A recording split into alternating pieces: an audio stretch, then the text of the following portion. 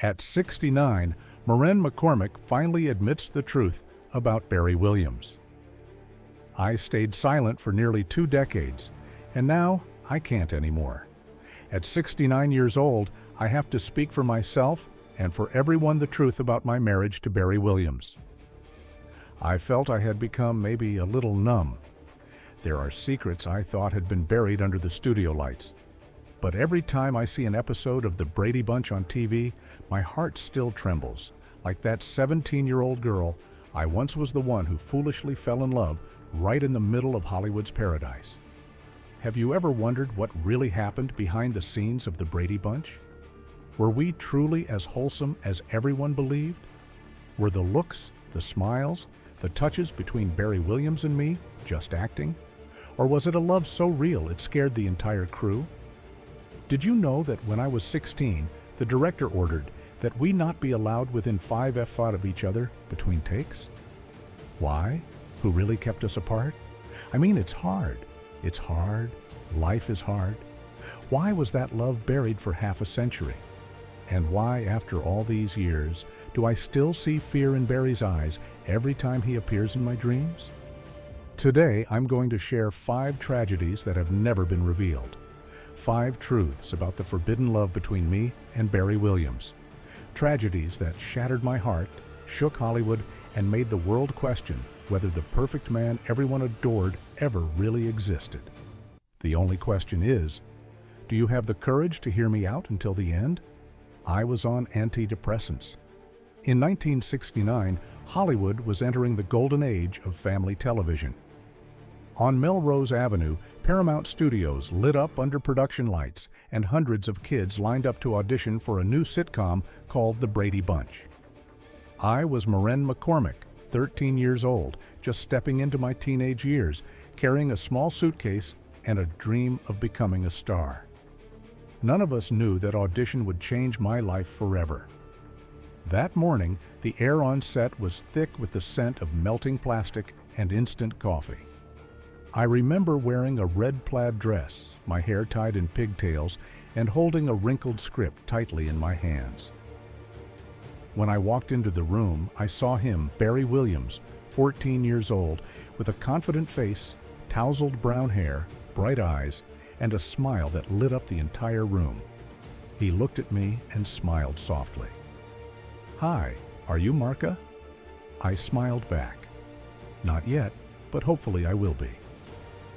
The audition took place in a small room with only director Sherwood Schwartz, a few producers, and a spotlight shining directly on us.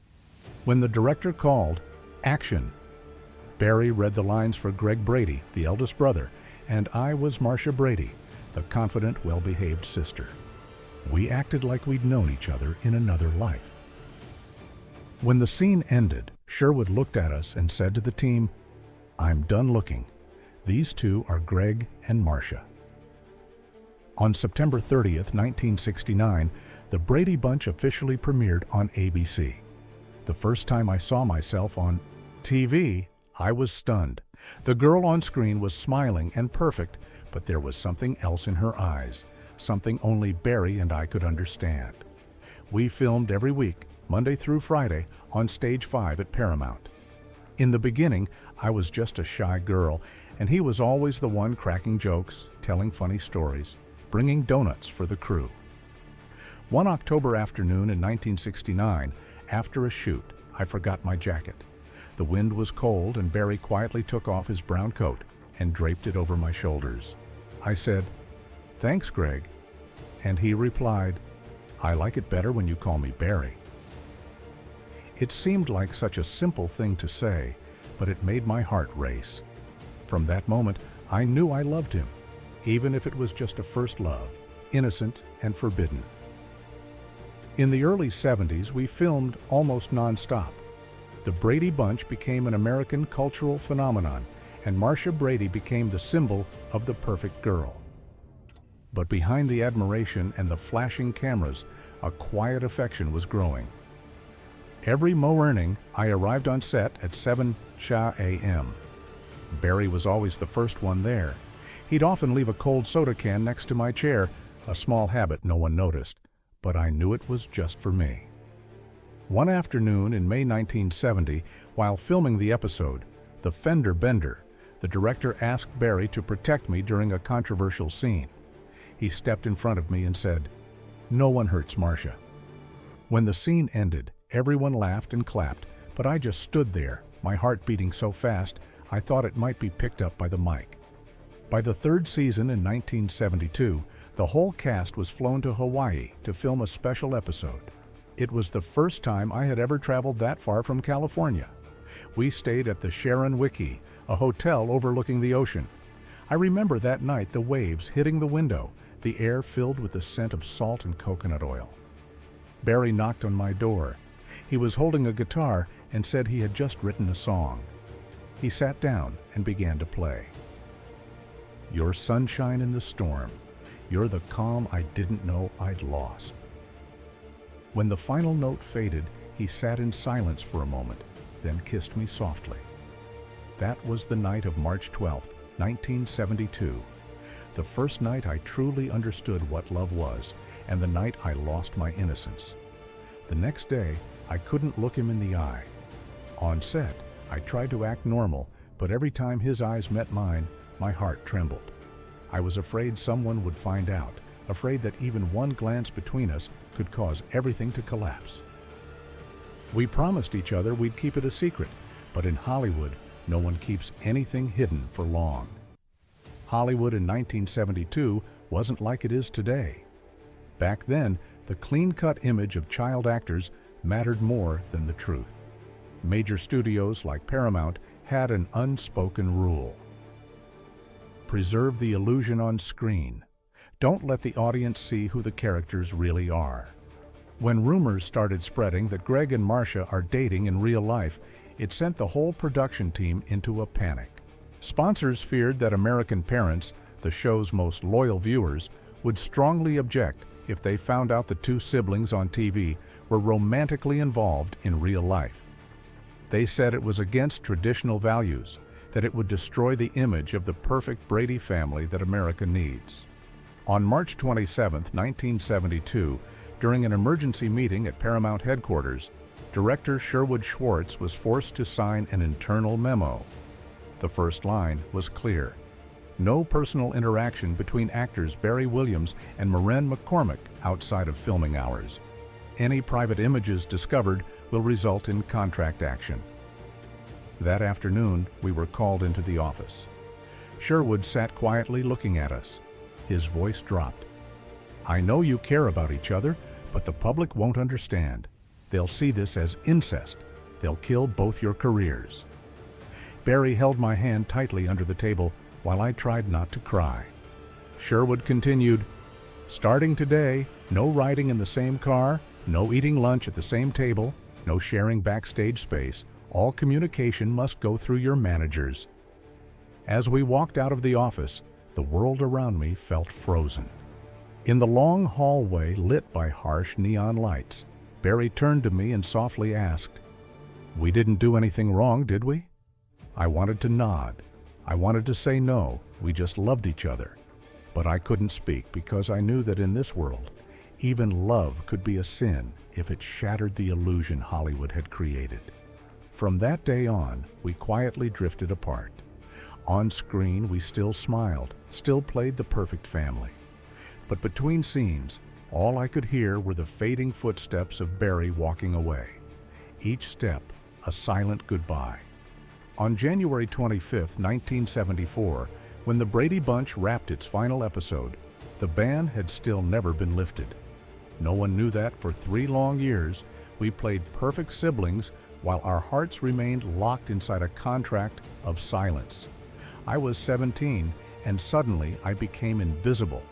The door to fame had opened when I was a child and slammed shut the moment I began to understand what love really meant. Barry disappeared from my life just a few weeks after the show ended. He started doing small performances, recording singles while I got lost in endless auditions that no one wanted Marcia Brady for anymore. They said I was too famous to be new, yet too young to be grown. I was trapped between 2 worlds, not a child anymore, but not yet an adult. In the fall of 1975, I moved into a small apartment in Laurel Canyon. It was once a haven for music where Joni Mitchell and Jim Morrison had sung. But for me, it was just a box filled with memories. I hung a behind-the-scenes photo of the Brady Bunch beside my bed, a picture of Barry and me laughing. Every night I stared at it before I slept. Every morning, I woke up hating myself a little more for not being able to forget. Hollywood is a machine without brakes. Once you stop shining, it grinds you down to make room for someone else. I started going to late-night parties on the Sunset Strip, where alcohol and cocaine passed around like peppermint candy. At first, I drank to forget. Then, I used drugs to survive. By 1976, I had become an addict without even realizing it. Tabloids began to chase me, snapping photos of me drunk at the Troubadour Club, the very place where I once dreamed of singing. I remember one night in February 1977, I got a phone call. It was Barry. His voice was still gentle, but distant. He asked, "Are you okay, Maureen?" I was silent for a few seconds before I broke down crying. He said he was in New York about to perform in a small Broadway show. I just said, "I miss you." He replied, "I miss you too, but we have to forget." That was the last time we spoke for almost 10 years.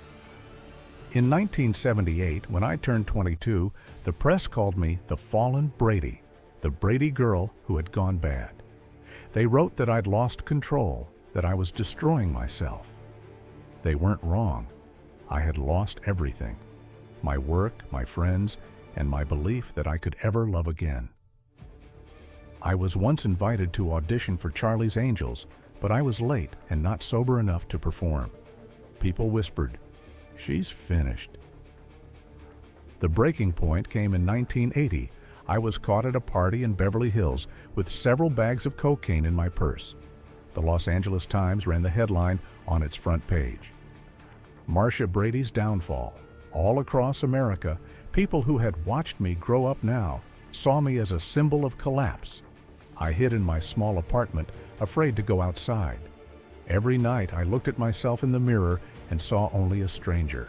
No light, no Marcia, just a shattered Maureen. Then someone came to save me. My mother, Irene. She showed up in the spring of 1981, pounding on my door, tears in her eyes, and said, "If you don't get out of here, Hollywood will bury you alive." She dragged me to a rehab center in Van NY. There, I spent 8 months fighting with myself. I shook, I vomited, I cried, and I missed Barry like I missed the air I breathed. During one group therapy session, the doctor asked, "What made you start using drugs?" I answered, "Because I lost the only thing that made me feel alive: love." The whole room went silent. When I left rehab, my hair was short, my body thin, but I was alive.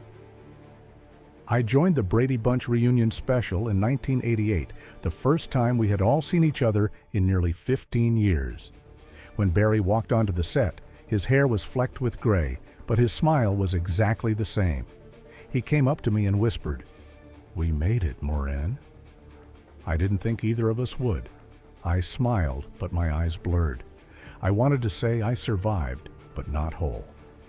That night after the show ended, I drove home along Sunset Boulevard. The neon lights reflected off my windshield, blurring like memories. I realized then that Hollywood isn't just where dreams are made. It's where youth is killed if you're not strong enough. I had walked through that light and left a piece of my soul behind. Years later, when I wrote my memoir, here's the story.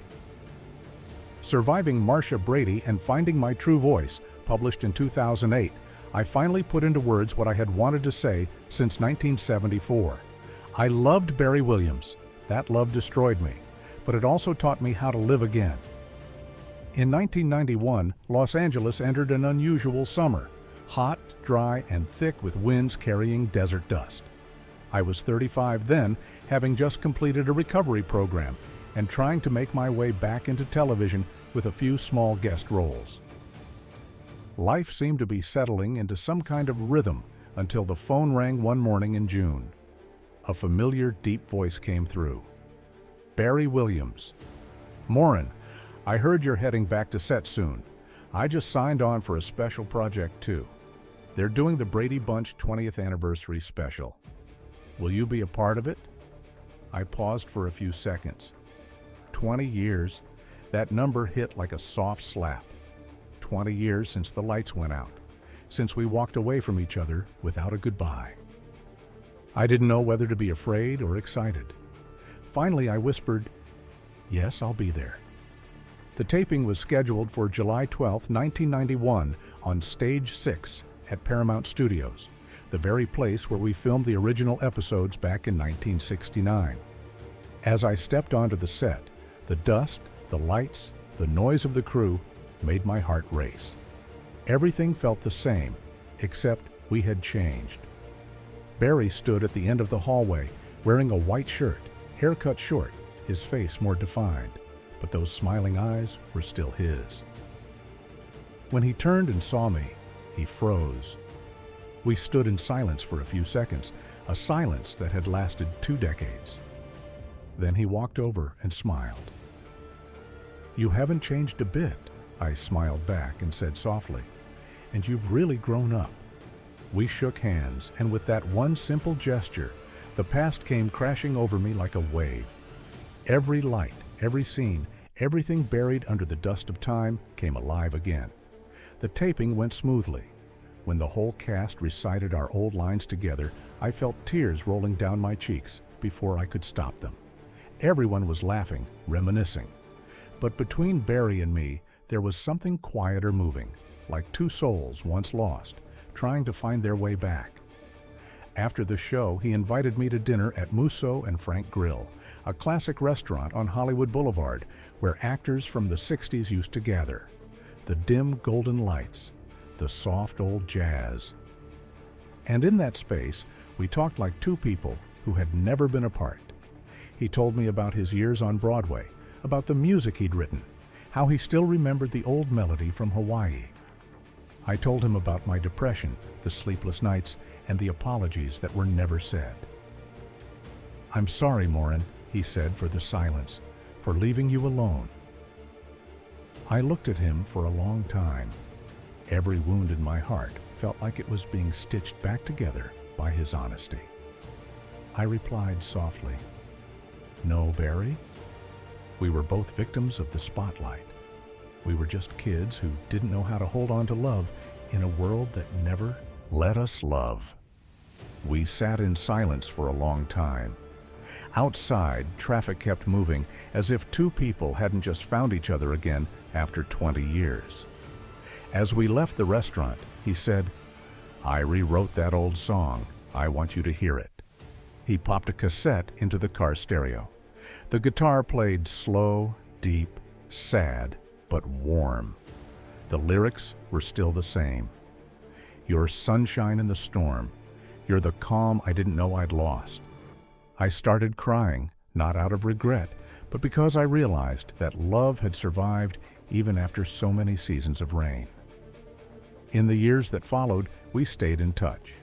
In 1995, when I released my memoir, Here's the Story, Barry wrote the foreword.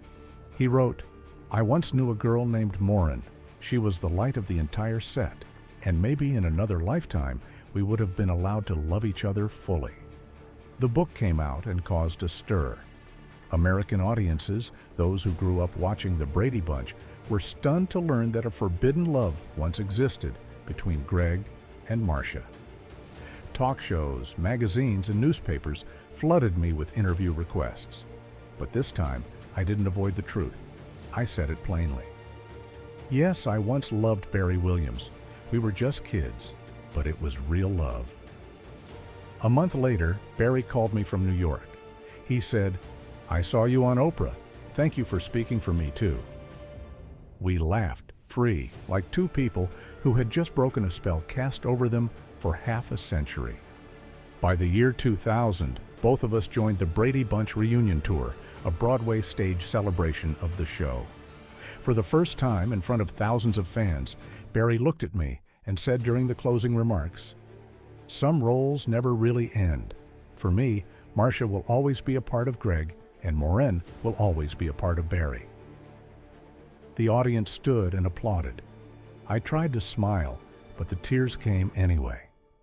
After the show, he held me tightly and whispered, "If time could go back, I wouldn't let anyone stop us." I replied, "If time could go back, I'd still love you, but maybe this time I'd love you in the light." Our story didn't end in marriage. There was no fairy tale ending, but it ended with forgiveness. Barry eventually got married and had children. I found my own happiness too, learning to honor the past without letting it imprison me.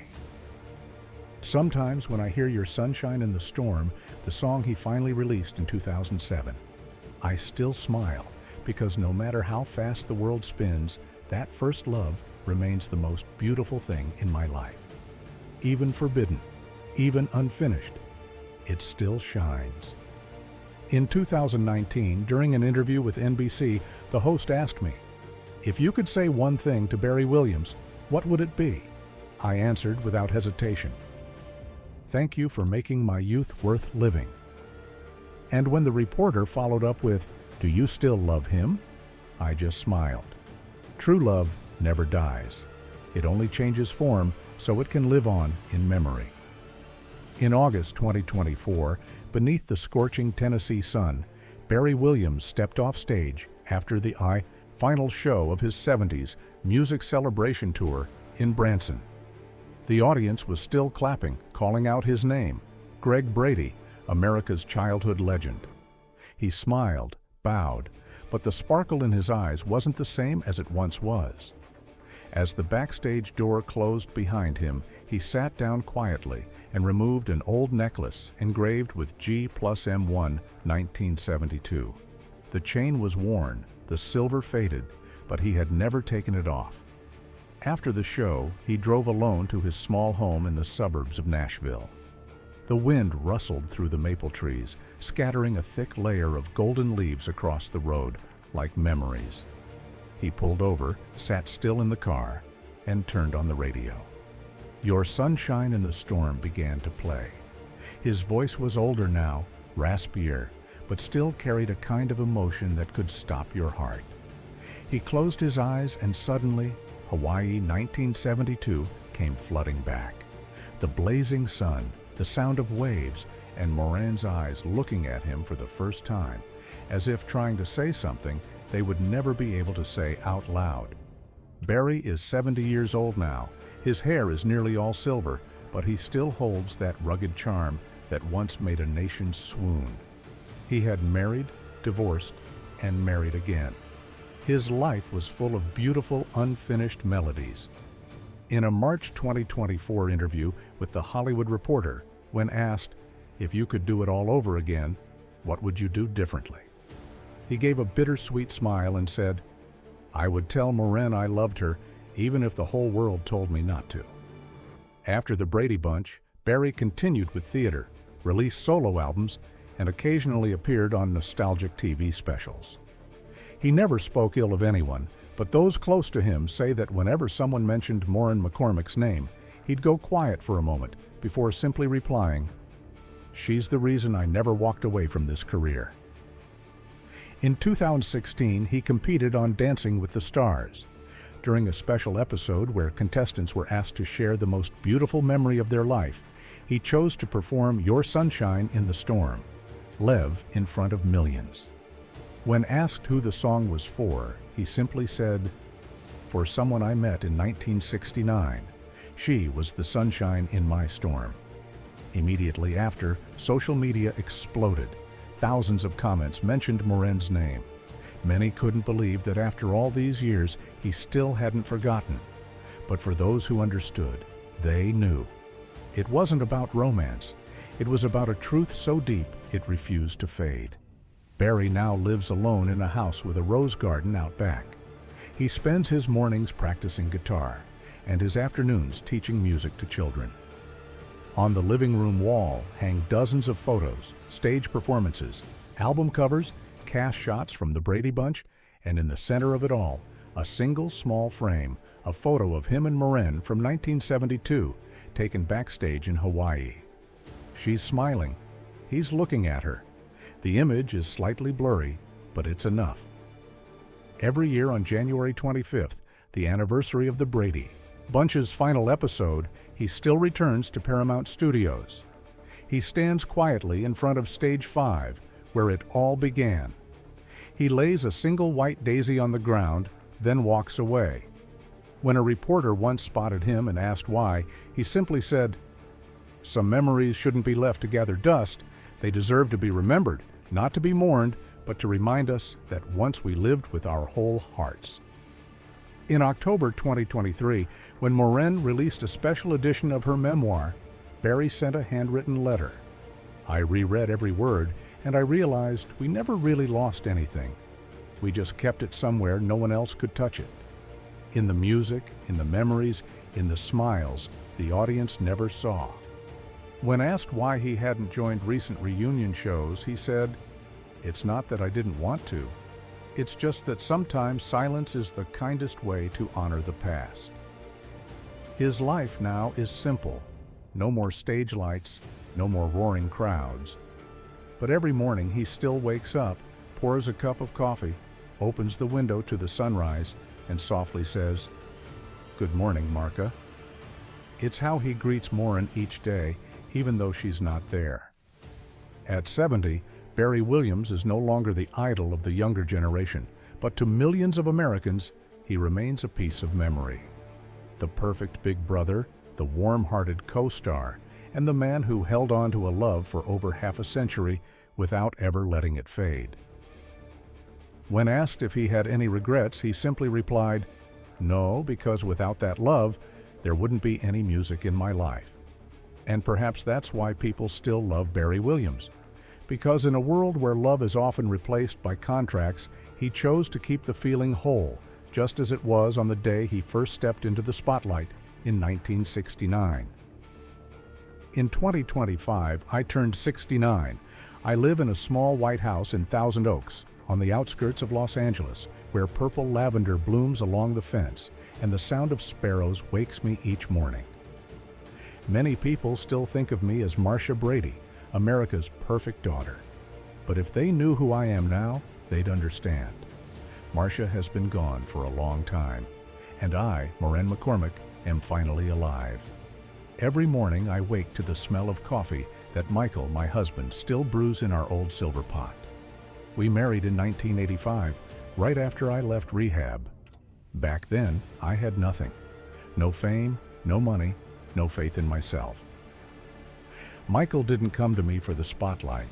He came because he saw someone who was desperately trying to come back to life.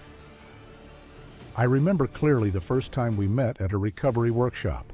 He sat quietly in the front row, listening as I stood trembling, telling my story. Afterward, he came up, held my hand, and said, "You are not your mistakes. You're just someone who tried to survive them." That sentence saved me. From that day on, I never went back to drugs. I chose to love Michael, not as a savior, but as the one who taught me how to forgive myself. We have a daughter, Natalie, born in 1989. She has my eyes, bright, mischievous, but more peaceful. She doesn't know much about the years the press called me the fallen Brady. I kept those old wounds from her, not out of shame, but because I wanted her to grow up free, not trapped in the legacy of fear. When Natalie graduated with a degree in music from UC Santa Barbara, she said, "You showed me that a woman can fall and still rise more brilliantly than ever before." I hugged her, tears falling, but my heart felt light. These days, my life is quieter than it's ever been.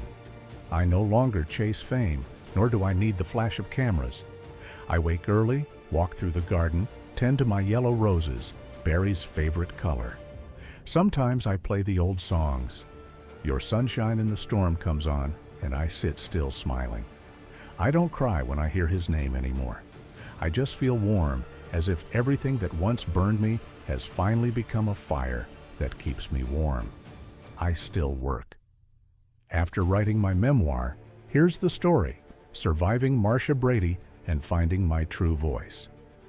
In 2008, I began speaking at mental health conferences. I talked to young women about the cost of fame, about the days Hollywood lifted me up, then crushed me. I tell them that light is never the enemy. Only silence kills. Don't let someone else write your story. Write it even if it's in tears. That's the line I say at every talk. In 2016, I joined Dancing with the Stars. When they asked who I was dancing for, I answered, "I'm dancing for the 17-year-old girl who was afraid of the very light she created." That night, I performed a slow waltz in an emerald gown, the lights shimmering across my face, a face that once collapsed but now stood proud. When the music stopped, the audience rose to their feet. And I knew I had won, not the competition, but my life. Michael always sat front row smiling at me. Sometimes he joked, "You've lived two lives, one on TV and one that's real." I'd reply, "And you're the only one who's loved both." I don't forget the past, but I don't let it bind me.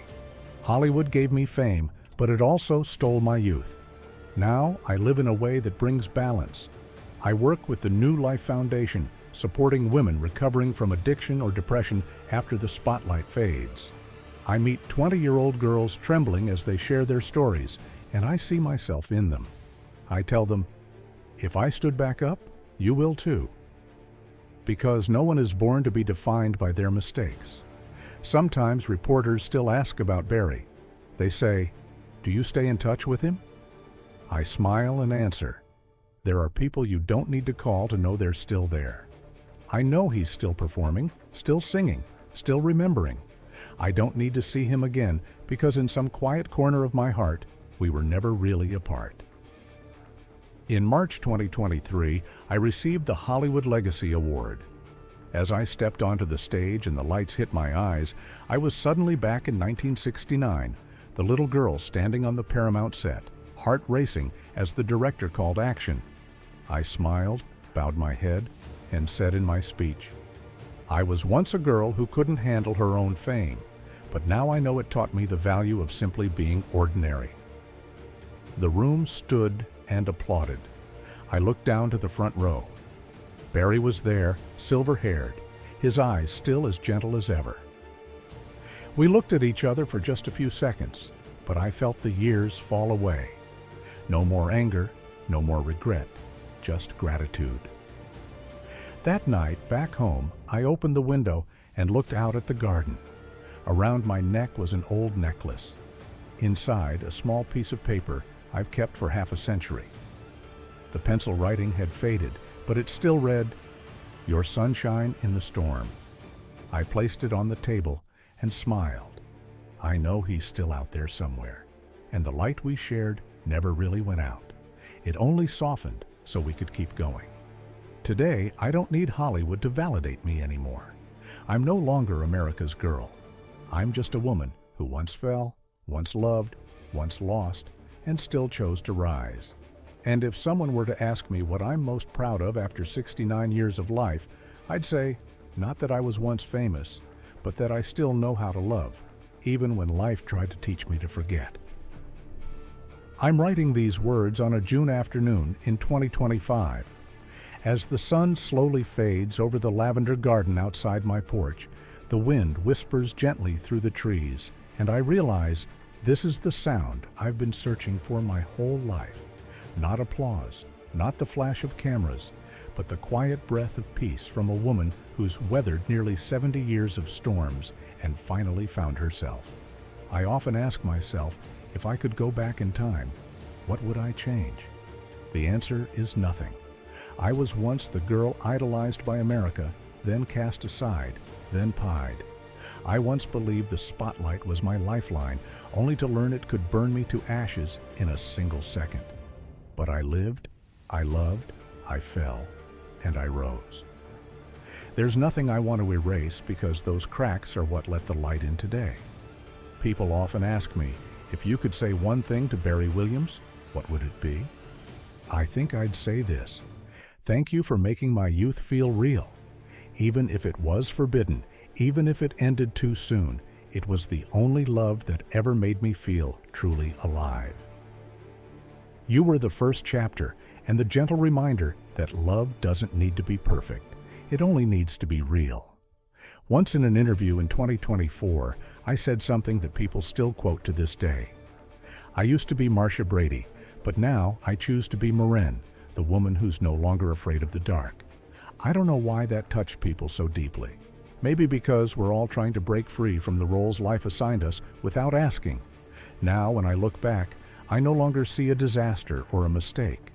I see a journey, a testament that you can be knocked down, stepped on, misunderstood. But if you hold on to even a tiny piece of truth in your heart, it will lead you back to the light. I used to think my legacy was the Brady Bunch, the show that brought joy to millions. But now I know my true legacy isn't on screen. It lives in the women I've helped stand back up, in the young girls who look at me and say, I used to be afraid I'd fall like you did, but now I know I can keep going. When I hear that, every pain I ever endured suddenly makes sense. I have a small habit. Every night before bed, I write down 3 things I'm grateful for in my journal. Tonight, I wrote this: I'm still alive. I still know how to love. And Barry is still out there somewhere, living, singing, smiling, and carrying a piece of our youth with him. I don't hope to see him again. We already met in the most beautiful dream. Now I only wish for him to find the same peace I finally found. Because when all the lights fade, all that's left are the people who once loved each other with their whole hearts. If there's one thing I want to leave behind for the next generation, it would be this. Don't let fame make you forget who you are. Don't let fear keep you silent. Live, love, fall if you must, but never stop believing that you deserve the light. It's taken me a lifetime to understand that forgiveness isn't about forgetting. It's about learning to smile when you remember, forgiving others and forgiving yourself. Those are the 2 greatest gifts time can give us. Now, as I write these final lines, I hear Michael's laughter echoing through the house, the scent of baked apple pie drifting from the kitchen, and the golden sunset coloring everything in warmth. I lift my head and see the old photo of me and Barry hanging on the wall. I whisper to myself, we lived it for real, and that's enough. If you're listening to this story, if you've ever had a love that didn't last, a dream that broke, or a mistake that left you feeling ashamed, please remember, no one is born to be perfect. We're only born to learn how to love and how to forgive. And if my story made you see a piece of yourself in it, don't forget to share it, leave a comment, and tell me. Have you ever loved someone the world said you shouldn't? And more importantly, have you found the courage to forgive yourself yet?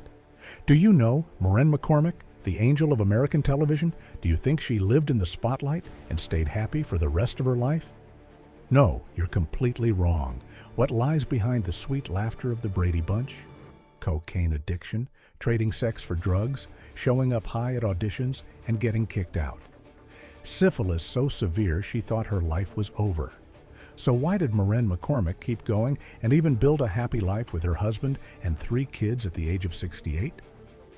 What child would become the miracle no one saw coming? Let Fashionista unveil the hellish life story of Maureen McCormick.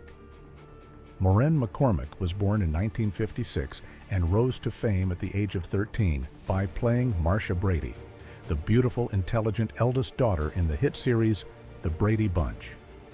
The Brady Bunch became a television phenomenon in America, turning Maureen into a teen goddess for an entire generation. But after the Brady Bunch ended, she fell into deep depression, developed an eating disorder, became addicted to cocaine and quads, and lived wildly for nearly a decade.